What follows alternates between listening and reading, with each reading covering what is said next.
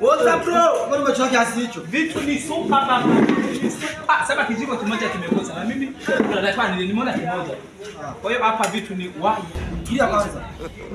Maombi kwanza cha kwanza. Tukoje bila kuomba? Sima sijatulia. Tulia, tuombe kwanza. Sawa sawa. Tuombe kwanza. Dini na kuomba. Omba basi mchana. Tuombe.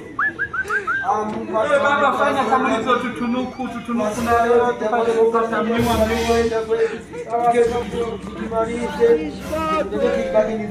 wewe. Kwa naomba masaa 18 tayari. Tulia basi tuombe maliza basi. Tunaanza kuomba. Sawa bwana Mungu wako fanya maneno.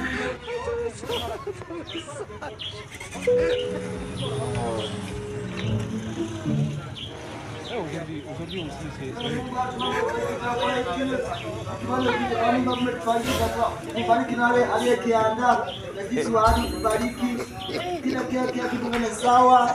Mungu Baba amen. Mungu na kwa mwenyewe Mwenyezi Mungu chakula hiki chakula kweli wasatu wakiwa wengine. Amen. Wewe amina. Hato Wewe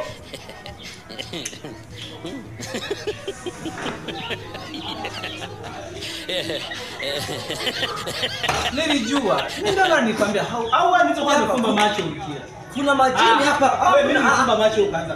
Na mimi nifunga macho kabisa. Wewe unakuja hapa kabisa hivi mimi Na maana kuna mzimu gani umekuja kula chakula? labda hii jamaa labda kuna mzimu mzuri hisi.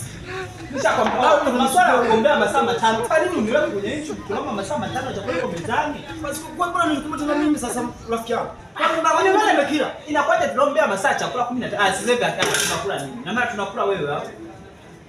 Masaa 12 tu tunaomba angalia mtoto wetu chakula.